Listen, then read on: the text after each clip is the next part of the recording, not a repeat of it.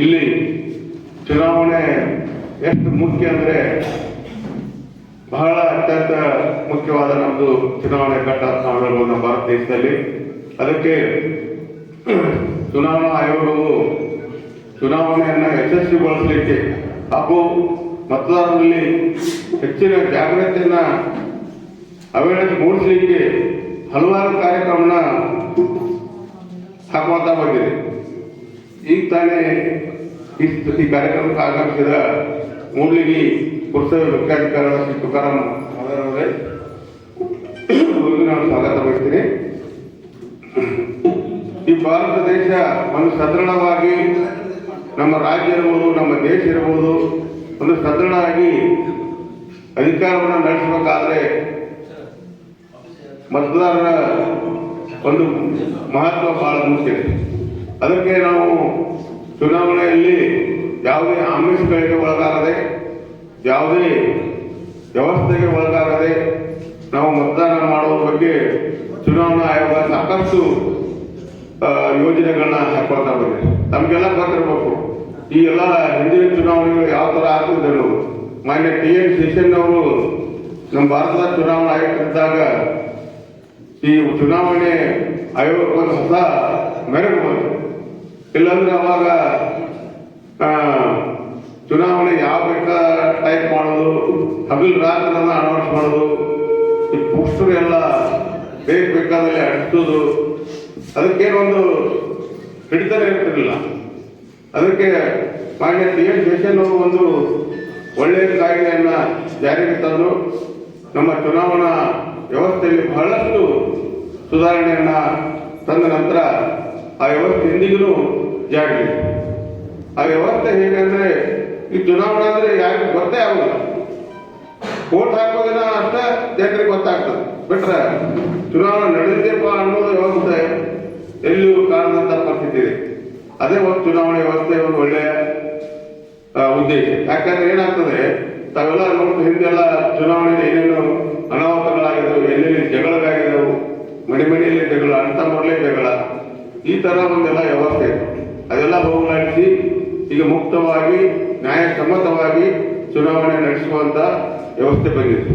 ಅದಕ್ಕೆ ನಮ್ಮ ಮತದಾರರು ಬಹಳ ಒಂದು ಮಹತ್ವ ಇಟ್ಟಿದ್ದಾರೆ ಚುನಾವಣೆಯನ್ನು, ಚುನಾವಣೆ ವ್ಯವಸ್ಥೆ. ಯಾಕಂದರೆ ನಾವು ನಮ್ಮ ರಾಜ್ಯವನ್ನು ಆಳಲಿಕ್ಕೆ ಒಂದು ಒಳ್ಳೆಯ ವ್ಯಕ್ತಿಗಳನ್ನು ಆರಿಸಲಿಕ್ಕೆ ನಮ್ಗೆ ಸಂಪೂರ್ಣ ಅಧಿಕಾರ ಇದೆ. ದೇಶದಲ್ಲಿ ನಮ್ಮ ಸಾಮಾಜಿಕವಾಗಿ ಇರ್ಬೋದು, ಆರ್ಥಿಕವಾಗಿರ್ಬೋದು, ಬಡವರ ಏಳಿಗೆಗಾಗಿ, ಆರೋಗ್ಯ ದೃಷ್ಟಿಯಿಂದ ಹಾಗೂ ಶಿಕ್ಷಣ ದೃಷ್ಟಿಯಿಂದ ಹಲವಾರು ವ್ಯವಸ್ಥೆ, ಉದ್ಯೋಗ ದೃಷ್ಟಿಯಿಂದ ನಾವು ಒಂದು ಒಳ್ಳೆಯ ವ್ಯಕ್ತಿಯನ್ನು ಆರಿಸಲಿಕ್ಕೆ ನಮ್ಮ ಚುನಾವಣಾ ಒಂದು ಮುಕ್ತ ಅವಕಾಶ ಕೊಟ್ಟಿದೆ. ಆ ಅವಕಾಶವನ್ನು ನಾವು ಒಳ್ಳೆಯ ರೀತಿಯಲ್ಲಿ ಬಳಸಿಕೊಂಡು ಈ ಚುನಾವಣೆ ಏನು ಬರ್ತದೆ, ಯಾವುದೇ ಚುನಾವಣೆ ಇರಲಿ, ಲೋಕಸಭಾ ಚುನಾವಣೆ ಇರ್ಬೋದು, ವಿಧಾನಸಭಾ ಚುನಾವಣೆ ಇರ್ಬೋದು, ಗ್ರಾಮ ಪಂಚಾಯತ್ ಚುನಾವಣೆ ಇರ್ಬೋದು, ತಾಲೂಕು ಪಂಚಾಯತ್, ಜಿಲ್ಲಾ ಪಂಚಾಯತ್ ಚುನಾವಣೆಗಳು, ಎಲ್ಲ ಚುನಾವಣೆಗಳು ಜರುಗುವಾಗ ನಾವು ಒಳ್ಳೆಯ ವ್ಯಕ್ತಿನ ಆರಿಸ್ತಂದ್ರೆ ಆ ಗ್ರಾಮ ಇರ್ಬೋದು, ಆ ತಾಲೂಕು ಇರ್ಬೋದು, ಆ ಜಿಲ್ಲೆ ಇರ್ಬೋದು, ಆ ರಾಜ್ಯ, ಆ ದೇಶ ಒಂದು ಅಭಿವೃದ್ಧಿ ಹೊಂದದಂತ ಸಾಗುವುದರಲ್ಲಿ ಎರಡು ಮಾತುಗಳಂತ ನಾವು ಹೇಳಬೇಕಾಗ್ತದೆ. ಅದಕ್ಕೆ ಮರು ತೀರ್ಮಾನದೊಳಗೆ ತಾಲೂಕು ಪಂಚಾಯತ್, ಜಿಲ್ಲಾ ಪಂಚಾಯತ್ ಚುನಾವಣೆ ಬರ್ಬೋದು, ಅದರ ನಂತರ ಗ್ರಾಮ ಪಂಚಾಯತ್ ಚುನಾವಣೆ ಬರ್ಬೋದು.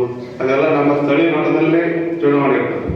ನಮ್ಮ ಸ್ಥಳೀಯ ಮಟ್ಟದಲ್ಲೇ ನಾವು ನಾಯಕರುಗಳನ್ನ ಆರಿಸ್ಬೇಕಾಗ್ತದೆ.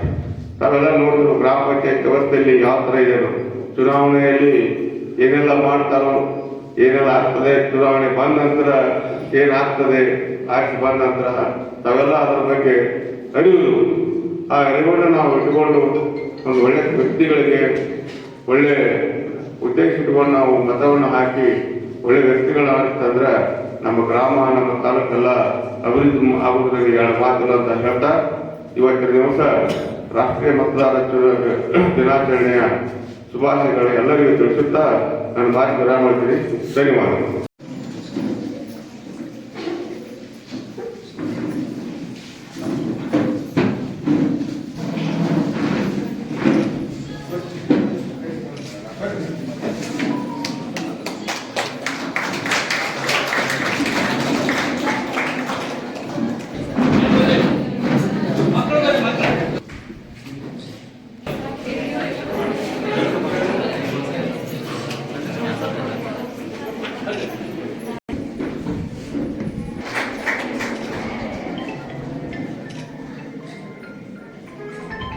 ಪ್ರತಿಜ್ಞಾನಿ. ಮತದಾರ ಪ್ರತಿಜ್ಞಾವಿಧಿ. ಪ್ರಜಾಪ್ರಭುತ್ವದಲ್ಲಿ ದೃಢ ವಿಶ್ವಾಸವುಳ್ಳ ಭಾರತದ ಪೌರರಾದ ನಾವು ನಮ್ಮ ದೇಶದ ಪ್ರಜಾಸತ್ತಾತ್ಮಕ ಸಂಪ್ರದಾಯಗಳು ಮತ್ತು ಮುಕ್ತ, ನ್ಯಾಯಸಮ್ಮತ ಮತ್ತು ಶಾಂತಿಯುತ ಚುನಾವಣೆಗಳ ಘನತೆಯನ್ನು ಎತ್ತಿ ಹಿಡಿಯುತ್ತೇವೆಂದು ಮತ್ತು ಪ್ರತಿಯೊಂದು ಚುನಾವಣೆಯಲ್ಲಿ ನಿರ್ಭೀತರಾಗಿ ಮತ್ತು ಧರ್ಮ, ಜನಾಂಗ, ಜಾತಿ, ಮತ, ಭಾಷೆ ಅಥವಾ ಯಾವುದೇ ಪ್ರೇರೇಪಣೆಗಳ ದಾಕ್ಷಿಣ್ಯಗಳಿಂದ ಪ್ರಭಾವಿತವಾಗದೆ ಮತ ಚಲಾಯಿಸುತ್ತೇವೆಂದು ಈ ಮೂಲಕ ಪ್ರತಿಜ್ಞೆ ಸ್ವೀಕರಿಸುತ್ತೇವೆ. ನನಗೆ ಕೊಟ್ಟಂತಹ ಜವಾಬ್ದಾರಿ ಈ ಮತದಾನದ ಮಹತ್ವ ಕುರಿತಂತ ಒಂದು ವಿಶೇಷ ಉಪನ್ಯಾಸ ಕೊಡಲಾಗಿದ್ದಾಗಿ ಈ ಮತದಾನದ ಮಹತ್ವ ಕುರಿತಾಗಿ ಉಪನ್ಯಾಸ ನೀಡೋಕ್ಕಿಂತ ಮುಂಚಿತವಾಗಿ ನಾನು ಜಾನ್ ಎಫ್ ಕೆನಡಿಯವರ ಒಂದು ಹೇಳಿಕೆಯನ್ನು ಮುಖಾಂತರ ನಾನೊಂದು ಉಪನ್ಯಾಸ ಕಾರ್ಯಕ್ರಮ ಪ್ರಾರಂಭಿಸುತ್ತೇನೆ. ಇಲ್ಲಿ ಜಾನ್ ಎಫ್ ಕೆನಡಿ ಅವರ ಒಂದು ಹೇಳಿಕೆ ಏನಂತಂದ್ರೆ, the ignorance of one voter in a democracy impairs the security of all ಅಂತೆ. ಅಂದ್ರೆ ಪ್ರಜಾಪ್ರಭುತ್ವದಲ್ಲಿ ಒಬ್ಬ ಮತದಾರರ ನಿರ್ಲಕ್ಷ್ಯ ಇಡೀ ಒಂದು ರಾಷ್ಟ್ರದ ಭದ್ರತೆಯನ್ನು ದುರ್ಬಲಗೊಳಿಸ್ತದೆ ಅಂತ. ಅಂದ್ರೆ ಇಲ್ಲಿ ನಾವು ಈ ಮತದಾರರ ಮಹತ್ವ ನಮ್ಗೆ ಇಲ್ಲಿ ಅರಿವಾಗ್ತದೆ ಅಂತ. ಹೀಗಾಗಿ ಇಲ್ಲಿ ಇವತ್ತು ನಾವು ಹಮ್ಮಿಕೊಂಡಿರುವಂತಹ ಈ ರಾಷ್ಟ್ರೀಯ ಮತದಾರ ದಿನಾಚರಣೆಯ ಒಂದು ಹಿನ್ನೆಲೆಯಲ್ಲಿ ಅದರ ಉದ್ದೇಶ ಯಾಕೆ ನಾವು ರಾಷ್ಟ್ರೀಯ ಮತದಾರ ದಿನಾಚರಣೆ ಆಚರಿಸಬೇಕು ಎಂಬ ಸಂಬಂಧದಂತೆ ಸ್ವಲ್ಪ ಮಟ್ಟಿಗೆ ನಾನು ತಿಳಿಯಪಡಿಸಲಿಕ್ಕೆ ಪ್ರಯತ್ನ ಪಡ್ತೀನಿ. ಇಲ್ಲಿ ನಾವು ಇವತ್ತು ಏನು ಜನವರಿ 25ರಂದು ನಾವು ರಾಷ್ಟ್ರೀಯ ಮತದಾರ ದಿನಾಂಕ ಆಚರಣೆ ಮಾಡ್ತಿದ್ದೀವಿ. ಇಲ್ಲಿ ಕೇವಲ ನಮ್ಮಲ್ಲಷ್ಟಲ್ಲ, ಇಡೀ ರಾಷ್ಟ್ರದಂತ ಎಲ್ಲಾ ಶಾಲಾ ಕಾಲೇಜುಗಳಲ್ಲಿ, ಎಲ್ಲ ಸರ್ಕಾರಿ ಕಚೇರಿಗಳಲ್ಲಿ ಈ ರಾಷ್ಟ್ರೀಯ ಮತದಾರ ದಿನಾಚರಣೆ ಆಚರಣೆ ಮಾಡ್ತಿದ್ದೀವಿ. ಯಾಕೆ ಈ ದಿನ ನಾವು ಮತದಾರ ದಿನಾಚರಣೆ ಆಚರಣೆ ಮಾಡ್ತೀವಿ ಅಂತಂದ್ರೆ ಇದಕ್ಕೊಂದು ಐತಿಹಾಸಿಕ ಹಿನ್ನೆಲೆ ಇದೆ. ಇದು ಈ ಜನವರಿ 25 ಏನಂತಂದ್ರೆ ನಮ್ಮ ಭಾರತದ ಚುನಾವಣಾ ಆಯೋಗ, ಏನು ನಾವು ಕೇಂದ್ರ ಚುನಾವಣಾ ಆಯೋಗ ಏನು ಕರಿತೀವಿ, ಅದು ಸ್ಥಾಪನೆ ಆದಂತಹ ದಿನ. ನಮ್ಮ ಭಾರತ ಸಂವಿಧಾನ ಜಾರಿಗೆ ಬರೋಕ್ಕಿಂತ ಒಂದು ದಿನದ ಮುಂಚಿತವಾಗಿ ಈ ಚುನಾವಣಾ ಆಯೋಗ ಸ್ಥಾಪನೆ ಮಾಡ್ತಾ ಇತ್ತು. ಹೀಗಾಗಿ ಈ ಭಾರತದ ಚುನಾವಣಾ ಆಯೋಗದ ಸಂಸ್ಥಾಪನೆಯ ದಿನದ ಒಂದು ನೆನಪಿಗಾಗಿ 2011ರಲ್ಲಿ ಭಾರತ ಸರ್ಕಾರ ಇದನ್ನು ಮತದಾರ ದಿನಾಚರಣೆಯನ್ನಾಗಿ ಆಚರಿಸಲಿಕ್ಕೆ ಪ್ರಾರಂಭಿಸಿತು. ಹೀಗಾಗಿ ಇಲ್ಲಿ ಯಾಕೆ ಈ ಮತದಾರ ದಿನಾಚರಣೆ ಆಚರಣೆ ಮಾಡಲಾಗ್ತದೆ ಅಂದ್ರೆ, ಯುವ ಮತದಾರರನ್ನು ಚುನಾವಣಾ ಪ್ರಕ್ರಿಯೆಯಲ್ಲಿ ಪಾಲ್ಗೊಳ್ಳುವಂತೆ ಮಾಡಲು, ಜೊತೆಗೆ ಇಲ್ಲಿ ಅವರಿಗೆ ಮತದಾನದ ಅರಿವು ಮೂಡಿಸುವುದರೊಂದಿಗೆ ಬಲಿಷ್ಠ ಮತ್ತು ನ್ಯಾಯಸಮ್ಮತವಾದಂತಹ ಪ್ರಜಾಪ್ರಭುತ್ವ ರಾಷ್ಟ್ರವನ್ನು ಕಟ್ಟುವ ನಿಟ್ಟಿನಲ್ಲಿ ಪ್ರತಿ ವರ್ಷ ಒಂದೊಂದು ಥೀಮಿನ ಅಡಿಯಲ್ಲಿ, ಒಂದು ಘೋಷ ವಾಕ್ಯದ ಅಡಿಯಲ್ಲಿ ಈ ರಾಷ್ಟ್ರೀಯ ಮತದಾರ ದಿನಾಚರಣೆ ಆಚರಿಸಲಾಗುತ್ತದೆ. ಅದೇ ರೀತಿಯಾಗಿ ಇದು 15ನೇ ರಾಷ್ಟ್ರೀಯ ಮತದಾರ ದಿನಾಚರಣೆ. ಇಲ್ಲಿ ಜನವರಿ 2025 ಈ ಒಂದು ದಿನವನ್ನು ಒಂದು ಥೀಮ್ ಜೊತೆಗೆ ಆಚರಣೆ ಮಾಡ್ತಿದೆ. ಅದು ಪ್ರಮುಖವಾಗಿ ಏನಂತಂದ್ರೆ, nothing like voting, I vote for sure ಅಂತ. ಅಂದ್ರೆ ಮತದಾನಕ್ಕಿಂತ ಇನ್ನೊಂದಿಲ್ಲ, ನಾವು ಖಚಿತವಾಗಿ ಮತದಾನ ಮಾಡ್ತೇವೆ ಅಂತ. ಜೊತೆಗೆ ಈ ವರ್ಷದ ಈ ಒಂದು 15ನೇ ರಾಷ್ಟ್ರೀಯ ಮತದಾರ ದಿನಾಚರಣೆ ಕೆಲವೊಂದಷ್ಟು ವಿಶೇಷತೆಗಳಿಂದ ಕೂಡಿದೆ. ಅದೇನೆಂದ್ರೆ, ಮೊದಲನೇದಾಗಿ ಇಲ್ಲಿ ನಮ್ಮ ಕೇಂದ್ರ ಚುನಾವಣಾ ಆಯೋಗ ಸ್ಥಾಪನೆಯಾಗಿ ನಿಷ್ಪಕ್ಷಪಾತವಾಗಿ, ನ್ಯಾಯಸಮ್ಮತವಾಗಿ, ಪಾರದರ್ಶಕತೆಯಿಂದ ಕೂಡಿದಂತಹ ಚುನಾವಣೆ ನಡೆಸುತ್ತಾ ಈ ಒಂದು ವರ್ಷಕ್ಕೆ 75 ವರ್ಷ ಪೂರೈಸಿದೆ. ಅಂದ್ರೆ 75 ವರ್ಷದ ಸಂಭ್ರಮಾಚರಣೆ. ಅಂದ್ರೆ ನಮ್ಮ ಭಾರತದ ಒಂದು ಚುನಾವಣಾ ಆಯೋಗ ಸ್ಥಾಪನೆಯಾಗಿ.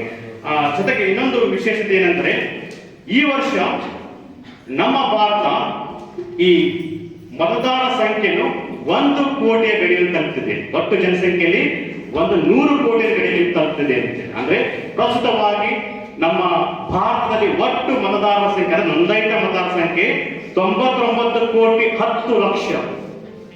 ಜೊತೆಗೆ ಇಲ್ಲಿ ಆ 99 ಕೋಟಿ 10 ಲಕ್ಷದಲ್ಲಿ ನಾವು ಯುವ ಮತದಾರರ ಗಣನೆ ತೆಗೆದುಕೊಂಡ್ರೆ ಅಂದ್ರೆ 18ರಿಂದ 25 ವರ್ಷದ ಒಳಗಿನ ಮತದಾರರ ಗಣನೆ ತೆಗೆದುಕೊಂಡಿದ್ರೆ ಅವರ ಸಂಖ್ಯೆ 21,70,00,000. ಅಂದ್ರೆ ಅವರ ಪಾತ್ರ ಬಹಳಷ್ಟು ಮುಖ್ಯವಾಗಿದೆ ಅಂತ.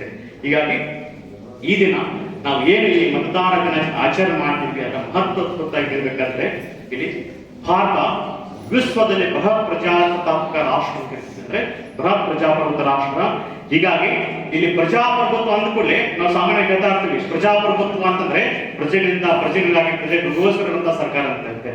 ಕೇವಲ ಪ್ರಜಾಪ್ರಭುತ್ವ ಸರ್ಕಾರ ಅಷ್ಟೇ ಅಲ್ಲ, ಇಲ್ಲಿ ನಾವು ಪ್ರಜಾಪ್ರಭುತ್ವದ ತತ್ವಗಳನ್ನು ಇಲ್ಲಿ ಗಣನೆ ತೆಗೆದುಕೊಳ್ಬೇಕಾಗ್ತದೆ. ಸ್ವಾತಂತ್ರ್ಯ, ಸಮಾನತೆ, ನ್ಯಾಯ, ಹಕ್ಕುಗಳು. ಜೊತೆಗೆ ಇಲ್ಲಿ ಪ್ರಮುಖವಾಗಿರುವಂತದ್ದು ಪ್ರಜಾಪ್ರಭುತ್ವ ಇದರಲ್ಲಿ ರಾಜಕೀಯ ಪಕ್ಷಗಳು ಚುನಾವಣೆಗಳು ಮತ್ತು ಮತದಾನ ಅಷ್ಟೇ ಮಹತ್ವ ಪಡೆದಿರುವಂತದ್ದು. ಹೀಗಾಗಿ ಇಲ್ಲಿ ಈ ಭಾರತದ ರಾಷ್ಟ್ರದಂತ ಪ್ರಜೆಗಳಲ್ಲಿ ಏನು ಪ್ರಭುಗಳು ಅಂದ್ರೆ ಮತದಾರರಲ್ಲಿ ಪ್ರಭುಗಳು. ಯಾಕಂದ್ರೆ ನೋಡ್ತೀವಿ ನಾವು ಪರಮಾಧಿಕಾರ ಅಂತ ಪದ ಬಳಕೆ ಮಾಡ್ತೀವಿ. ಪರಮಾಧಿಕಾರ ಅಂತಂದ್ರೆ ಶ್ರೇಷ್ಠವಾದ ಅಧಿಕಾರ, ಸರ್ವಶ್ರೇಷ್ಠವಾದ ಅಧಿಕಾರ. ಆ ಅಧಿಕಾರ ಯಾರ ಹತ್ರ ಇದೆ ಅಂತ ಮುಂಚಿತವಾಗಿ ಈ ಅಧಿಕಾರದ ರಾಜ ಮಹಾರಾಜರ ಕೈಲಿರ್ತಿತ್ತು. ಆದ್ರೆ ಇವಾಗೇನು ಪ್ರಜಾಪ್ರಭುತ್ವ ಸರ್ಕಾರ. ಹೀಗಾಗಿ ಇಲ್ಲಿ ಪರಮಾಧಿಕಾರ ಯಾರ ಹತ್ರ ಅಂತಂದ್ರೆ ಜನತೆ ಅಂದ್ರೆ ಪ್ರಜೆಗಳ ಹತ್ತಿರದಲ್ಲಿದೆ ಅಂತ ಅರ್ಥ. ನಾವು ಸಂವಿಧಾನ ಪೂರ್ವ ಪೀಠಿಕೆ ನೋಡ್ತೀವಿ. ಪ್ರತಿ ವರ್ಷ ನಾವು ನವೆಂಬರ್ 26ರಂದು ಸಂವಿಧಾನ ಪೂರ್ವ ಪೀಠಿಗೆ ಹೋಗ್ತೀವಿ. ಪ್ರಾರಂಭವಾಗುವುದು ಭಾರತೀಯ ಜನತೆಗಳಾದ ನಾವು, ಕೊನೆಯಾಗುವುದು ನಮಗೆ ನಾವೇ ಅರ್ಪಿಸಿಕೊಂಡಿದ್ದೀವಿ ಅಂತ. ಅಂದ್ರೆ ಇಡೀ ರಾಷ್ಟ್ರದ ಆಡಳಿತ ವ್ಯವಸ್ಥೆ ನಿರ್ವಹಿಸಿಕೊಂಡು ಹೋಗುವಂದ್ರೆ ಯಾರು? ಭಾರತದ ಪ್ರಜೆಗಳು. ಅದು ಯಾವುದ ಮುಖಾಂತರ?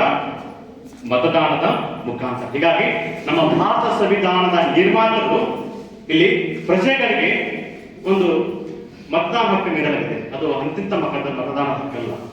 ಸಂವಿಧಾನದ 326ನೇ ವಿಧಿಯಡಿಯಲ್ಲಿ ಸಾರ್ವತ್ರಿಕ ವಯಸ್ಕ ಮತದಾನ ಪದ್ಧತಿ ನೀಡಲಾಗಿದೆ. ಸಾರ್ವತ್ರಿಕ ವಯಸ್ಕ ಮತದಾನ ಪದ್ಧತಿ ಅಂದ್ರೆ 18 ವರ್ಷ ಮೇಲ್ಪಟ್ಟಂತ ಎಲ್ಲಾ ಸ್ತ್ರೀ ಪುರುಷರಿಗೂ ಯಾವುದೇ ರೀತಿಯ ತಾರತಮ್ಯವಿಲ್ಲದೆ, ಯಾವುದೇ ಮತ, ಧರ್ಮ, ಲಿಂಗ, ಇಲ್ಲಿ ವಾಸಸ್ಥಾನ ಯಾವುದೇ ರೀತಿಯ ತಾರತಮ್ಯ ಮಾಡದೆ ಪ್ರತಿಯೊಬ್ಬರು ಸಭೆಯಲ್ಲಿ ಮತದಾನ ಹಕ್ಕು ನೀಡಲಾಗಿದೆ. ಹೀಗಾಗಿ ಭಾರತ ಒಂದು ಬೃಹತ್ ಪ್ರಜಾಪ್ರಭುತ್ವ ರಾಷ್ಟ್ರ ಅಂತ ಹೇಳ್ತೀವಿ. ಜೊತೆಗೆ ಕೇವಲ ಮತದಾನ ಹಕ್ಕನ್ನು ನೀಡಿದ್ರೆ ಸಾಕಾಗುವುದಿಲ್ಲ. ಮತದಾನ ಹಕ್ಕಿನ ಜೊತೆಗೆ ಆ ಮತದಾನದ ಅರಿವು ಸಹ ಇಲ್ಲಿ ಪ್ರಜೆಗಳಿರ್ಬೇಕಾಗ್ತದೆ ಅಂತೇಳಿ. ಯಾಕಂದ್ರೆ ನಾವು ನೋಡ್ತೀವಿ ಸ್ವತಂತ್ರ ಪೂರ್ವದಲ್ಲಿ ಅಂದ್ರೆ 1947 ಆಗಸ್ಟ್ 15ಕ್ಕಿಂತ ಮುಂಚಿತವಾಗಿ ನಾವೇನು ಬ್ರಿಟಿಷರ ಆಡಳಿತಕ್ಕೆ ಒಳಪಟ್ಟಿದ್ದೀವಿ, ಅಲ್ಲಿ ಭಾರತದಲ್ಲಿ ವಾಸ ಮಾಡುವಂತಹ ಪ್ರತಿಯೊಬ್ಬರು ಸಹ ಮತದಾನ ಹಕ್ಕು ಕೊಟ್ಟಿರಲಿಲ್ಲ. ಬ್ರಿಟಿಷ್ ಸರ್ಕಾರ ಯಾರಿಗೆ ಮತದಾನ ಹಕ್ಕು ನೀಡಿತ್ತಂತಂದ್ರೆ ಯಾರು ಸರ್ಕಾರಕ್ಕೆ ತೆರಿಗೆಯನ್ನು ಪಾವತಿಸ್ತಾರೆ, ಯಾರು ಶ್ರೀಮಂತರಿದ್ದಾರೆ, ಯಾರು ಜಮೀನ್ದಾರಿದ್ದಾರೆ ಅಂತವರಿಗೆ ಮಾತ್ರ ಮತ ಹಕ್ಕು ನೀಡಲಾಗಿತ್ತು. ಕೇವಲ ಅಷ್ಟೇ ಅಲ್ಲ, ನಾವು ಇತಿಹಾಸದ ಪುಟವನ್ನು ತೆಗೆದು ಹಾಕಿದಾಗ ಅಲ್ಲಿ ಮತದಾನ ಹಕ್ಕು ಎಲ್ಲರಿಗೂ ಕೊಡಲಾಗಿತ್ತಿಲ್ಲ. ನೋಡ್ತೀವಿ ಕ್ರಿಸ್ತಪೂರ್ವ ಅರಿಸ್ಟಾಟಲ್ ಅವರು ತಮ್ಮ ದಿ ಪಾಲಿಟಿಕ್ಸ್ ಗ್ರಂಥದಲ್ಲಿ ದಿ ಬೆಸ್ಟ್ ಸ್ಟೇಟ್ ಎಂಬಂತ ಒಂದು ಸಿದ್ಧಾಂತ ಮಂಡನೆ ಮಾಡ್ತಾರೆ, ಉತ್ತಮ ರಾಜ್ಯ ಸಿದ್ಧಾಂತ ಮಂಡನೆ ಮಾಡ್ತಾರೆ. ಅವರ ಇಲ್ಲಿ ಅಲ್ಲಿ ಫಸ್ಟ್ ಅವರು ನಾಗರಿಕರು ಗುರುತಿಸ್ತಾರೆ, ಯಾರು ರಾಷ್ಟ್ರದ ನಾಗರಿಕರು ಅಂತ. ಅವ್ರು ಹೇಳ್ತಾರೆ ಯಾರು ಆಳುವ ಮತ್ತು ಆಳಿಸಿಕೊಳ್ಳುವಂತ ಒಂದು ಯೋಗ್ಯತೆ ಪಡೆದರೆ ಅವರು ಮಾತ್ರ ರಾಷ್ಟ್ರ ನಾಗರಿಕರು, ಅವರಿಗೆ ಮಾತ್ರ ರಾಜಕೀಯ ಪ್ರಕ್ರಿಯೆಯಲ್ಲಿ ಭಾಗವಹಿಸುವಂತ ಅವಕಾಶ ನೀಡಲಾಗಿತ್ತು. ಆದ್ರೆ ಇವಾಗ ನಮ್ಮ ಸಂವಿಧಾನ ಎಲ್ಲ ಅದೃಷ್ಟವಂತ ಪ್ರತಿಯೊಬ್ಬರು ಸಹ ಏನಂದ್ರೆ ಮತದಾನ ಹಕ್ಕು ನೀಡಲಾಗಿದೆ. ಹೀಗಾಗಿ ಇಲ್ಲಿ ಸಂವಿಧಾನ ಕೊಟ್ಟಂತ ಈ ಹಕ್ಕಿನ ಒಂದು ಉಪಯೋಗ ಮಾಡಬೇಕಾದ್ರೆ ಆ ಮತದಾನ ಅರಿವು ಸಾಕಷ್ಟು ಬೇಕಾಗ್ತದೆ. ಹೀಗಾಗಿ ಭಾರತದ ಚುನಾವಣೆ ಆಯೋಗ ಮತ್ತು ಭಾರತ ಸರ್ಕಾರ ಸಾಕಷ್ಟು ಶ್ರಮ ವಹಿಸಿ ಮತದಾರರಲ್ಲಿ, ಅದು ಪ್ರಮುಖವಾಗಿ ಯುವ ಮತದಾರರಲ್ಲಿ ಈ ಮತದಾನ ಜಾಗೃತಿಯನ್ನು ಮೂಡಿಸುವಂತಹ ಒಂದು ಪ್ರಯತ್ನ ಮಾಡ್ತದೆ. ಪ್ರಮುಖವಾಗಿ ಚುನಾವಣಾ ಆಯೋಗ ಸ್ವೀಪ್ ಅಂತ ಒಂದು ಸ್ಥಾಪಿಸಿದರೆ systematic voter education for electoral participations ಅಂತ ಜೊತೆಗೆ ಅದರಡಿಯಲ್ಲಿ ELC ಶಾಲಾ ಕಾಲೇಜುಗಳಲ್ಲಿ ಎಲೆಕ್ಟ್ರಲ್ ಲಿಟರಸಿ ಕ್ಲಬ್ ಅಂತ ಸ್ಥಾಪನೆ ಮಾಡ್ತೀವಿ. ಅದರ ಮುಖಾಂತರ ಇಲ್ಲಿ ಚುನಾವಣೆ ಸಂಬಂಧಪಟ್ಟಂತೆ ಮತದಾನ ಸಂಬಂಧಪಟ್ಟ ಸಾಕ್ಷರತೆ ನೀಡುವ ಮುಖಾಂತರ, ಜೊತೆಗೆ ವಿದ್ಯಾರ್ಥಿಗಳಲ್ಲಿ ಈ ಚುನಾವಣಾ ಪ್ರಜಾಪ್ರಭುತ್ವ ಮತದಾನ ಸಂಬಂಧಪಟ್ಟಂತೆ ಭಾಷಣ ಸ್ಪರ್ಧೆ ಏರ್ಪಡಿಸುವ ಮುಖಾಂತರ, ಪ್ರಬಂಧ ಸ್ಪರ್ಧೆ ಏರ್ಪಡಿಸುವ ಮುಖಾಂತರ, ಭಿತ್ತಿ ಚಿತ್ರವನ್ನು ಒಂದು ಸ್ಪರ್ಧೆ ಏರ್ಪಡಿಸುವ ಮುಖಾಂತರ ಅಷ್ಟೇ ಅಲ್ಲ, ನವೀನವಾಗಿ ವಿಡಿಯೋ ಮೇಕಿಂಗ್, ರೀಲ್ಸ್ ಮೇಕಿಂಗ್ ಮುಂತಾದ ಮುಖಾಂತರ ಮತದಾನ ಅರಿವು ಒಂದು ಯುವ ಮತದಲ್ಲಿ ಮೂಡಿಸುವಂತ ಪ್ರಯತ್ನ ಇಲ್ಲಿ ಮಾಡ್ತಿದೆ. ಅಷ್ಟೇ ಅಲ್ಲ, ಪ್ರಮುಖವಾಗಿ ಈ ಒಂದು ದಿನ ಮಹತ್ವ ಪಡೆದಂತ ವಿಷಯ ಅಂತಂದ್ರೆ ಜನವರಿ 25 ಯುವ ಮತದಾರರನ್ನು ಮತದಾರ ಒಂದು ಪಟ್ಟಿಗೆ ಸೇರ್ಪಡೆ ಮಾಡಿರುವಂಥದ್ದು. ಇವಾಗ ನೋಡಿದ್ರೆ ಎಲ್ಲ ಹೊಸ ಒಂದು ಯುವ ಮತದಾರರಿಗೆ ಒಂದು ಗುರುತಿನ ಚೀಟಿ ನಿರ್ಧರಿಸುವಂಥದ್ದು. ಹೀಗಾಗಿ ಸಾಕಷ್ಟು ಪ್ರಯತ್ನ ಮುಖಾಂತರ ಇಲ್ಲಿ ಮತದಾನ ಅರಿವು ಮೂಡಿಸಿದೆ. ಆದರೂ ಸಹ ಇಲ್ಲಿ ನಾವು ಚುನಾವಣೆ ಸಂದರ್ಭದಲ್ಲಿ ಮತದಾನದ ಒಂದು ಚಲಾವಣೆ ಅಂತ ಮತದಾನ ಪ್ರತಿಶತ ಕೂಡ ಸಾಕಷ್ಟು ಕಡಿಮೆ ಇರ್ತದೆ. ನೋಡ್ತೀವಿ ಈಗ ಪ್ರಮುಖವಾಗಿ ನಾವು ಇಲ್ಲಿ ಲೋಕಸಭೆ ಚುನಾವಣೆ ನೋಡ್ತೀವಿ, ವಿಧಾನಸಭೆ ಚುನಾವಣೆ ನೋಡ್ತೀವಿ, ಪ್ರಮುಖವಾಗಿ ಸ್ಥಳೀಯ ಸರ್ಕಾರಗಳ ಅಂದ್ರೆ ಗ್ರಾಮ ಪಂಚಾಯತ್ ಚುನಾವಣೆ ನೋಡ್ತೀವಿ. ಇಲ್ಲಿ ನಾವು ಈ ಮೂರಕ್ಕೂ ಹೋಲಿಕೆ ಮಾಡಿದ ಸಂದರ್ಭದಲ್ಲಿ ಅತಿ ಹೆಚ್ಚಿನ ಸಂಖ್ಯೆಯಲ್ಲಿ ಮತದಾನ ಎಲ್ಲಿ ಇರ್ತಂದ್ರೆ ಗ್ರಾಮ ಪಂಚಾಯತಿ ಚುನಾವಣೆ. ನಾವು PRO ಒಳಗೆಲ್ಲ ಆಕ್ಟಿವ್ ಇರ್ತೀವಿ. ನಾವು ಲೆಕ್ಕಕ್ಕೆ ಪ್ರತಿಶತ ಎಷ್ಟು ಅಬೌವ್ 95, 96. ಲಾಸ್ಟ್ ಟೈಮ್ ನಾನು ಖಾನಾಪುರ ತಾಲೂಕು ವಿಧಾನಸಭೆಯಲ್ಲಿ 96% ವೋಟಿಂಗ್ ಇತ್ತು. ಅದೇ ಒಂದು ಚಲಾವಣೆ ಅಂತ ಮತದಾನವನ್ನು ವಿಧಾನಸಭೆ ಮತ್ತು ಲೋಕಸಭೆ ಹೋಲಿಕೆ ಮಾಡಿದ್ರೆ ಪ್ರತಿಶತ ಇದ್ರೆ 56%, 54, 52, 60, 70, 75 ಆಯಷ್ಟು. ಆದ್ರೆ ಭಾರತ ಚುನಾವಣೆ ಆಗುವಂತ ಉದ್ದೇಶ ಏನಿದ್ರೆ ಪ್ರತಿಯೊಬ್ಬರು ಮತದಾನ ಚಲಾಯಿಸಬೇಕು, ಮತದಾನದ ಪ್ರತಿಶತ 100% ಆಗಬೇಕಂದ್ರೆ ಅದು ಸಾಧ್ಯವಾಗ್ತಿಲ್ಲ. ಕಾರಣ ಇಷ್ಟೇ, ಇಲ್ಲಿ ನಮ್ಮಲ್ಲಿರುವಂತಹ ನಿರ್ಲಕ್ಷ್ಯತನ, ಬೇಜವಾಬ್ದಾರಿತನ. ಯಾಕೆ ನಾವು ಗ್ರಾಮ ಪಂಚಾಯತ್ ಎಲೆಕ್ಷನ್ ಪ್ರತಿಶತ ಹೆಚ್ಚಾಗ್ತದೆ ಅಂದ್ರೆ ನೋಡ್ತೀವಿ ನಾವು ಅಲ್ಲಿ ಸ್ಥಳೀಯವಾಗಿ ಸಾಕಷ್ಟು ಸ್ಪರ್ಧೆಗಳಿರ್ತಾರೆ. ಯಾರನ್ನೂ ಸಹ ಬಿಡುದಿಲ್ಲ, ಮನೆ ಮನೆಗೆ ಹೋಗಿ ಮತದಾನ ಮಾಡಿಸ್ತಾರೆ. ಏನೋ ಇವತ್ತು ನಾಳೆ ಸಾಯುವಂತ ಮುದುಕಿ ಮತ್ತು ವಯಸ್ಸು ಮತದಾನ ಮಾಡಿಸ್ತಾರೆ. ಆದ್ರೆ ಅದೇ ಒಂದು ಈ ಸಕ್ರಿಯ ಪಾಲ್ಗೊಳ್ಳಿಕೆ ನಾವು ಲೋಕಸಭೆ ಮತ್ತು ವಿಧಾನಸಭೆ ಚುನಾವಣೆಯಲ್ಲಿ ಕಾಣುತ್ತಿಲ್ಲ. ಹೀಗಾಗಿ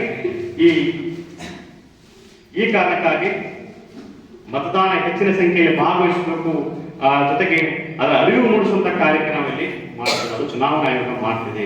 ನಾವು ನೋಡ್ತೀವಿ ರಾಜಕೀಯ ಭಾಗವಹಿಸುವಿಕೆ ಎಂಬಂತ ಪದ ಬಳಕೆ ಮಾಡ್ತೀವಿ. ಪ್ರಜಾಪ್ರಭುತ್ವದಲ್ಲೇನೋ ರಾಜಕೀಯ ಭಾಗವಹಿಸುವಿಕೆ, ಮತದಾನ ಮಾಡುವ ಮುಖಾಂತರ, ಚುನಾವಣೆ ಸ್ಪರ್ಧೆ ಮಾಡುವ ಮುಖಾಂತರ, ಸರ್ಕಾರದ ಕಾರ್ಯವೈಖರಿಯನ್ನು ವಿಮರ್ಶೆ ಮುಖಾಂತರ ನಾವು ರಾಜಕೀಯ ಭಾಗವಹಿಸಿಕೆ ನೋಡ್ತೀವಿ.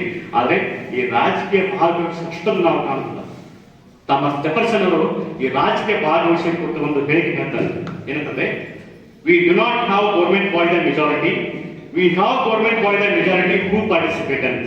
ಅಂದ್ರೆ ನಾವು ಬಹುಮತದ ಸರ್ಕಾರ ಹೊಂದಿಲ್ಲ, ನಾವು ಯಾರು ಭಾಗವಹಿಸಿದಾರೋ ಅವರ ಬಹುಮತ ಸರ್ಕಾರ ಬಂದಿದ್ದೀವಿ ಅಂತ ಹೇಳ್ತಾರೆ. ಅದರರ್ಥ ಯಾರು ಮತದಾನ ಪ್ರಕ್ರಿಯೆಯಲ್ಲಿ ಹೆಚ್ಚಿನ ಪ್ರಮಾಣದಲ್ಲಿ ಭಾಗವಹಿಸಿದ್ರು ಅವರ ಒಂದು ಬಹುಮತ ಸರ್ಕಾರ ಹೊಂದಿದ್ದೀವಿ ಅಂತ.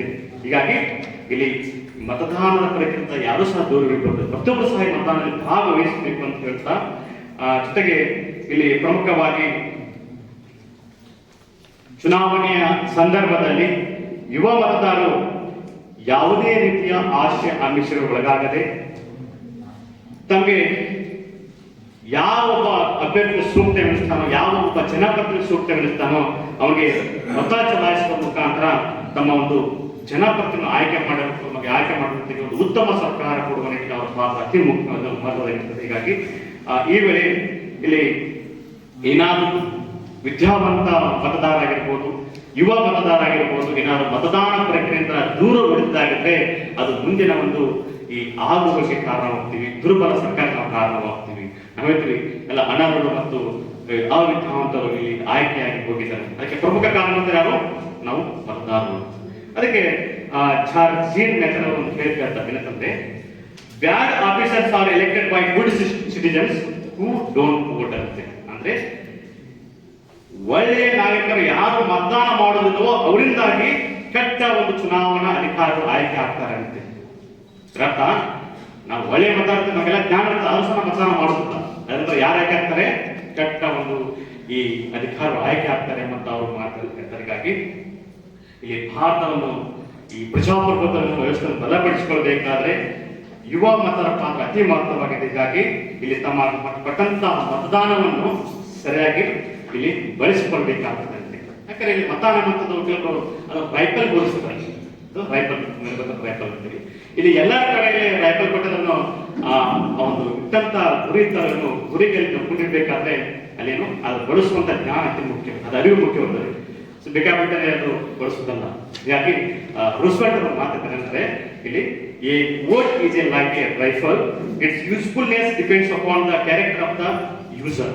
ಯಾರು ಆ ಒಂದು ಈ ರೈಫಲ್ ಬಳಸ್ತಾರೆ ಅವರದು ಅವ್ರ ಮೇಲೆ ಅವಲಂಬಿತವಾಗಿರ್ತದೆ. ಯಾಕೆ ಮತದಾನ ಅಷ್ಟೇ ಅದನ್ನು ಯಾರು ಬಳಸಲ್ಪಡ್ತಾರೆ, ಹೇಗೆ ಬಳಸಲ್ಪಡ್ತಾರೆ ಎಂಬುದರ ಮೇಲೆ ಈ ಮತದಾನ ಪ್ರಕ್ರಿಯೆ ಅವಲಂಬಿತವಾಗಿರ್ತದೆ. ನಮ್ಮ ಸರ್ಕಾರದ ಭವಿಷ್ಯ, ನಮ್ಮ ರಾಷ್ಟ್ರದ ಭವಿಷ್ಯದ ಮೇಲೆ ಅವಲಂಬಿತವಾಗಿರ್ತದೆ. ಹೀಗಾಗಿ ಯುವ ಮತದಾರ ನಾವು ಇಲ್ಲಿ ಚುನಾವಣೆ ಸಂದರ್ಭದಲ್ಲಿ ಕಡ್ಡಾಯವಾಗಿ ಮತದಾನ ಮಾಡಿ, ಯಾವುದೇ ಆಶೆ ಆಮಿಷಗಳಿಗೆ ಒಳಗಾಗದೆ ಕಡ್ಡಾಯವಾಗಿ ಮತದಾನ ಮಾಡಿ.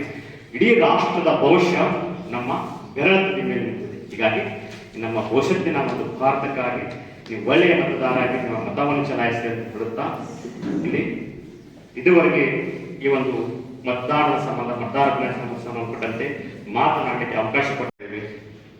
January 25, 1950. We started from 1950 January 25th as the memory of the establishment of the Election Commission. So there are two targets which are to be achieved as the memory of this day, Voters' Day. The first one is the registration of the eligible citizens in the voters list. ಯಾರು ಅರ್ಹರಿರ್ತಾರಲ್ಲ ಅವರನ್ನು ನೋಂದಾಯಿಸುವುದು ಪ್ರಥಮವಾದಂತಹ ಒಂದು ಮುಖ್ಯ ಉದ್ದೇಶ. ಬರೀ ನೋಂದಾಯಿಸಿದ ತಕ್ಷಣ ಅಥವಾ ನಮ್ಮ ವೋಟಿಂಗ್ ಕಾರ್ಡ್ ಬಂದ ತಕ್ಷಣ ನಮ್ಮ ಕರ್ತವ್ಯ ಮುಗಿದಂಗಲ್ಲ. ಆ ನೋಂದಾಯಿಸಿದಂತಹ ಅಭ್ಯರ್ಥಿಗಳಿಗೆ ನಾವು ಅವೇರ್ನೆಸ್ ಕೊಡಬೇಕಾಗ್ತದೆ. ಎದರ ಬಗ್ಗೆ ಅಂತಂದ್ರೆ ಯಾವ ರೀತಿ ನಾವು ವೋಟ್ ಮಾಡಿಸ್ಬೇಕು ಅನ್ನೋದು ಅವೇರ್ನೆಸ್ ಕೊಡಬೇಕಾಗ್ತದೆ. ಇದರಿಂದ ಏನಾಗ್ತದೆ ಅಂದ್ರೆ ನಮ್ಮ ವೋಟಿಂಗ್ ಪರ್ಸೆಂಟೇಜ್ ಜಾಸ್ತಿ ಆಗ್ತದೆ.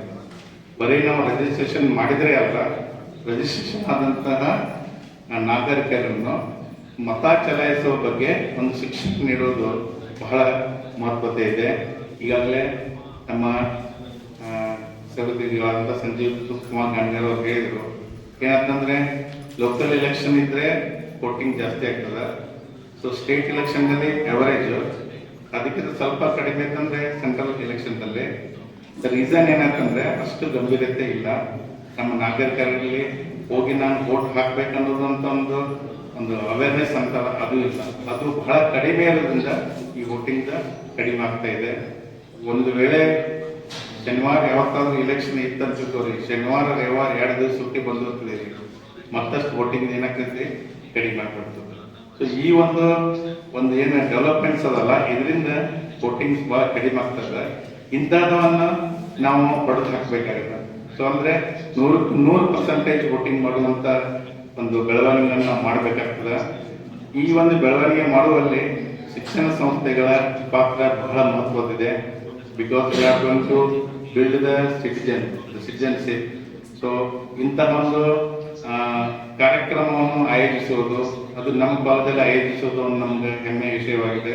ಇದೇ ರೀತಿ ಒಂದು ತಾಲೂಕಾ ಮಟ್ಟದಲ್ಲಿ ಯಾವುದೇ ಒಂದು ಕಾರ್ಯಕ್ರಮಗಳಿದ್ರೆ ನಮ್ಮ ಕಾಲೇಜಿನ ಬಾಗಿಲುಗಳು ಸದಾ ತೆರೆದಿರ್ತಾವಂತ ನಾನು ಹೇಳಕ್ ಬಯಸ್ತಾ ಇದ್ದೀನಿ.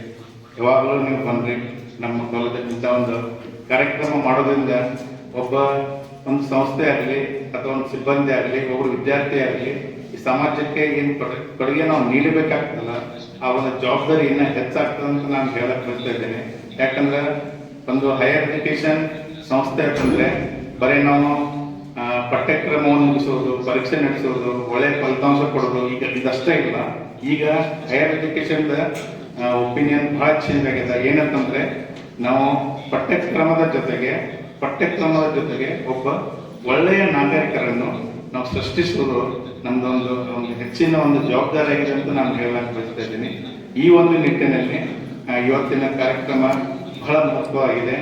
ಈ ಒಂದು ಕಾರ್ಯಕ್ರಮವನ್ನು ಆಯೋಜಿಸಿದಂತಹ ಎಲ್ಲ ತಾಲೂಕಾ ಅಧಿಕಾರಿಗಳಿಗೆ I express my gratitude and also express my gratitude to all the staff members, teachers, the staff of the CDPO of this one department, all the students who have been present here and made this function successful one. Thank you very much.